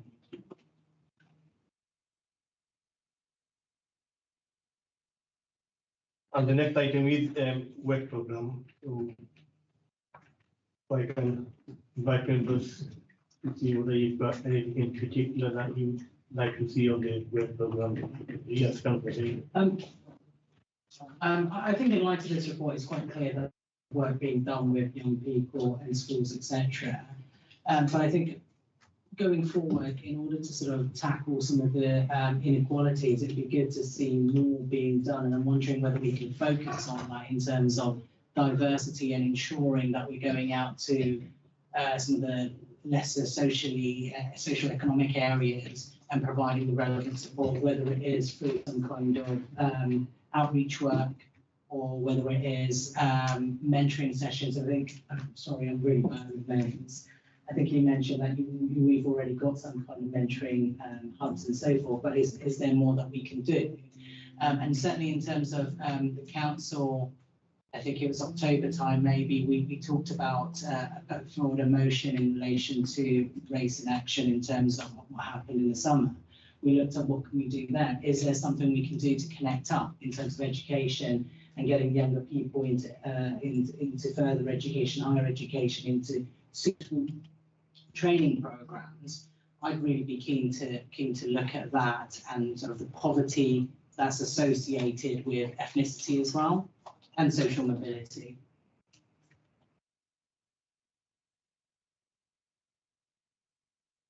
Yeah. Yes. So it was Helena. I'd love to steal those words, but it was Helena. But it's hot, isn't it? I'm to have a conversation about what that might look like. We make sure we've recorded that. It was really eloquent what you said. I'm happy to take that back. Wow, eloquent. That's to see how we can package that up, because there is definitely activity happening in that space. So we can see how we can package that up. I mean, I'm not having a dig. I think it's fantastic work what you guys are doing, and I'm really pleasantly surprised by the amount of initiatives that's actually out there. But I think we could do more in terms of publicising some of the initiatives, and I certainly think we can do more in terms of that sort of social mobility and race element of it as well, and looking at what can we do on those areas to help people, help parents educate themselves out their children and such like. And mentoring, I think, mentoring and sort of seeking out opportunities for young people is an absolute must. And I've seen those that do well is because they've got the correct mentoring behind them, that correct opportunities behind them. They know where to go. And I'd love to be involved in something. So yeah, let's have a conversation. Thank you. If you want to. I was going to say, are we actually going to look at policies this year? Yeah. I didn't look at any last year. Yes. Policy is the first one in this committee. We didn't look at one last year. Yes, Councillor Grant. But just following what Kevin just said, I've noticed this evening that this committee is now called policy and performance monitoring, but performance monitoring is just two words for scrutiny, isn't it? And essentially that's still what you are. And the chair and I were having a conversation before about how, and I think it's more difficult than people think, how you can create policy, how you can develop policy. It's much easier to have Caroline and Helena here and have a report and say, this, that, and the other about it. But it is, and I think this is a question you probably need to be asking yourselves as well as others. How do you, as a committee, develop policy? Do you create the policy? Is there a policy we already have that you are developing? So those are the sorts of questions I think we need to think about. Because I agree with Kevin, we didn't discuss any policy last year. No. Yes, Councillor Wilson. Yeah, just following on what Kevin and Jim said. I mean, this type of meeting, people talk one after the other, isn't conducive to like brainstorming stuff, discussing things. We could have more of a sort of workshop type feel. If we take a policy area, sort of like, say, for example, dentistry, and we sort of look at that one day, and then we can sort of get feedback from the relevant council officers, have the council officers as well, because we need their expertise, because probably this has been discussed sometime in the past as well. So nothing is new in local authorities, like, for example, the dentistry problem. I've heard it 3 or 4 times. Kevin, we've been married for 10 years. So I don't know how many times you've heard about dentistry. Sorry? We're moving it further forward. Yeah, we haven't. So the policy is an example. So, so I talked to Jim Grant about how do we make this a policy thing where it generates ideas.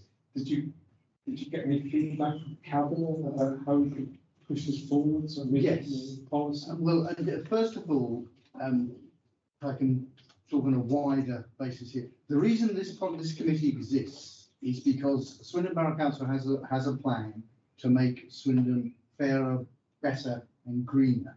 And there is within the Swindon plan a wheel, which you may or may not have seen, that determines what fairer Swindon, what we should be seeking to achieve.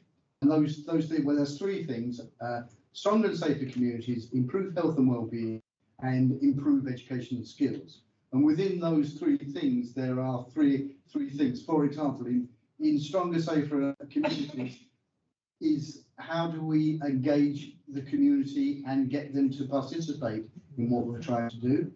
A inclusive and fair Swindon, and I think that is what Reppy is just been talking about, and delivering safer communities through partnership working. So that is us as a council talking to the police, the fire service and others, and the community safety partnership essentially. And those, I think you should be looking at those overarching mission statements and seeing how you can deliver a policy or seek to develop policy within those things. And it's not, from my point of view, I think you focused on one half of the wheel, because every time I come here, we're talking about dentistry, we're talking about education, we're talking about skills, but are we talking about community engagement, which we can get involved in as local council? the inclusive and fair Swindon, as Reppy has said, and developing that sort of, what we go when we go knocking on doors and people say, I'm affected by antisocial behaviour and fly tipping and parking and speeding. What are we doing about that? That's all part of the fair Swindon. Shut up, Chair. Thank you. And I think you're absolutely right, and that's what I was going to. I mean, we talk quite a lot in here, quite in length as well. But we talk amongst ourselves.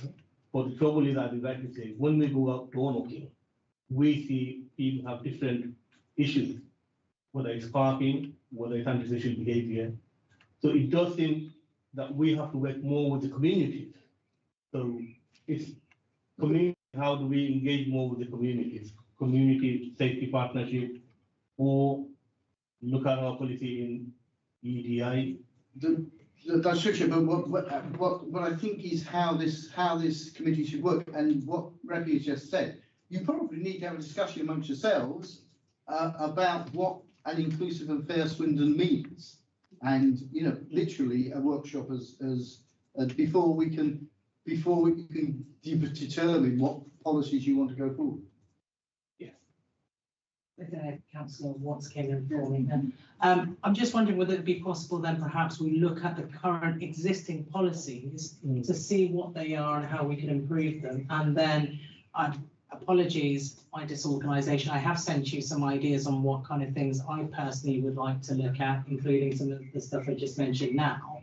But perhaps once we've looked at those policies, we can, as a group, decide where we want to go and how we want to go. And I agree with Councillor Barry that we do need to understand what those policies are. Perhaps we can all suggest what policies really need to be shrunk, amended, where do we want to go? So let's decide the strategy, the pathway we want to go, and what exactly we're doing. So what are the key 3 or 4 themes that actually are really impacting Swindon? I'm really keen to get the race action in place, because it's something that we passed a motion in October. We're now in June, thank you very much. And have we actually done anything? No. So what can we do around that? Education, dentistry, whether it's health, etc., whether it's social housing. I think we need to decide what are the 4 big areas that are impacting, and then let's look at policies for those 4 areas. So would it be worth suggesting that for now, let's get the policies sent out to us, let's look at them, let's decide what we want to do with those and which main 4 focus on, or if there's anything new we want to add. Thank you. Yes, Councillor. Chair, we were talking beforehand about you and I and Councillor Elliott as Vice Chair were going to meet with Kirsten Nelson, who's the Director in charge of Fair Swindon, and determine what we might want to discuss. So, and I think we're having that meeting on next week. So what I suggest, and following on what Reppy's just said, there are 2 motions, if memory serves me correctly, that have been devolved to the Fair Swindon Committee by full council. One is the diversity one. The other one is about getting Swindon active, and if you recall, it's all to do with the longevity games and park runs. That motion was deferred to this, and it's about how input into the get Swindon active strategy that's being developed at the moment. So you might want to take those 2 things for the next meeting, and what Reppy has just said about where we want to go with, and that should be enough for the next meeting. And then once you've decided on where you want to go, that's the work programme for the rest of the year. Yes, Councillor. How it should work is a policy for the council, with the cabinet member, and then we should be looking at the strategic plan, and we should be matching that with the performance, and then bring off the back of that, bringing forward recommendations on how to support the cabinet member to improve that policy. And I think, sorry if I may, that's the process which we haven't got at the moment, and that would work, in my opinion. So, sorry, yes. Thank you, Chair. Just a couple of things. So firstly, there is an awful lot of work already going on with several groups across our diverse population. So we definitely have access already to lots of engaged people, and most of that is happening through Helena's space and the community space, and particularly the Live Well space. So we've got access already, I think, to some really good diverse groups of people that we can talk to. I'm really interested, and haven't spoken to anyone else about this yet. So, but I am interested in whether we do something with a Let's Talk Inclusion event, because the Let's Talk Skills, Let's Talk Housing, these things have been really popular. So it's something that I need to talk to Sam about. And then informal cabinet as well. And Let's Talk Inclusion to act as a bit of kind of flashpoint for some of this is something I've started to think about. And this may help or not, but I was actually here tonight to ask you as chair, actually, having had a conversation with both Councillor Dixon and Councillor Borman about us bringing in a new bit of policy that I'm interested in developing, which is a policy that will enable us to pay and recognise people, experts by experience, whether that's children or young people, out in our communities who work with us through in line with the principles of our working together policy, working together strategy, sorry. But we're not currently doing that in a very sophisticated or strategic way. So this new policy will help us work out how we can pay people, respecting them as experts in the room to work alongside us. But to Councillor Wilson's point, I don't have a paper or policy that I can bring and have this type of conversation. I'm supremely interested in what this committee would want that policy to look like. And again, we have some experts with experience working with us who would also really value coming into a conversation with the committee about that. Thank you. So, yes, sorry, Councillor. I was just going to say, in Standards last year, you did like a workshop on the code of conduct, and that actually, our regular meeting shortened, and then we sort of broke out, and that actually was really good to have that conversation. We actually got quite well done. It was quite nice, a different style of meeting, and that was quite beneficial. And I just wondered about the work program in general, whether if it would be under the remit of this committee, whether we could look to see whether we could support young carers more, that would prove better in the community. And all carers as well. Okay, so I think I've got quite a few here. So, I mean, our next, Councillor, please, what's on? About the way that these products ask a question. So we're talking about, you want to help develop policies as they're coming through, but is that too narrow banded? We're working really fast creating these policies because we've got to transform this council. We've got to work at pace. And if we're not careful, if we put too many steps in the way, then that's going to slow things down. And we won't get to the target we want. But also, just because a policy has gone through cabinet paper, it doesn't mean that then can come and be developed afterwards. I mean, is that what we're looking at as well? Policies can develop post being elected on and after? Is that something you could pass the decisions as pass cabinet paper and think actually that was a good policy, but I think we could improve on that and bring that forward? So just yes, no, that's definitely one of the policies which have adopted with the cabinet can also be enhanced by this committee as well. That's why. So as it stands, obviously our next meeting on July the 10th. So if we are going to take what Councillor Grant and Councillor Bill proposing, then I'm not sure that there is a sufficient time between now and July the 10th. So my understanding is, my apologies. I'm not going to be here then. About 3 months. That's what I mean. So I'm just considering to change that meeting to a different date and probably look at the two policies suggested by Councillor Begum and Councillor Grant. And in the meantime, obviously, we look at all the other options which you have sent me. You've got 10th of July as a reserve. Yes, Is that, yeah. so you need to decide whether you actually next one after that is the 12th of September. 12th of September. So I think 12th of September. Oh, sorry. 4th of September. We're here.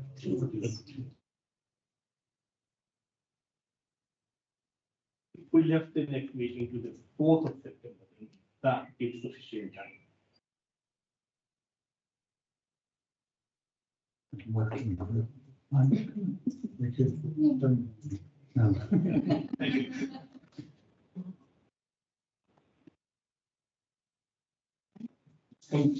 So there is another item that's status of for action, and that's the information on page 69 to 74.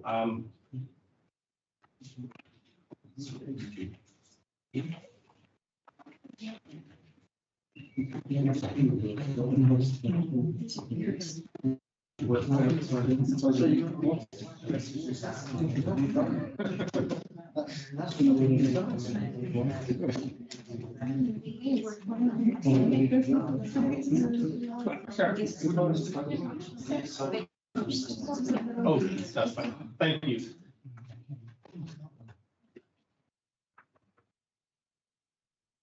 Yeah, that is the end of the meeting. So thank you for all your participation. Our next meeting is the 4th of September.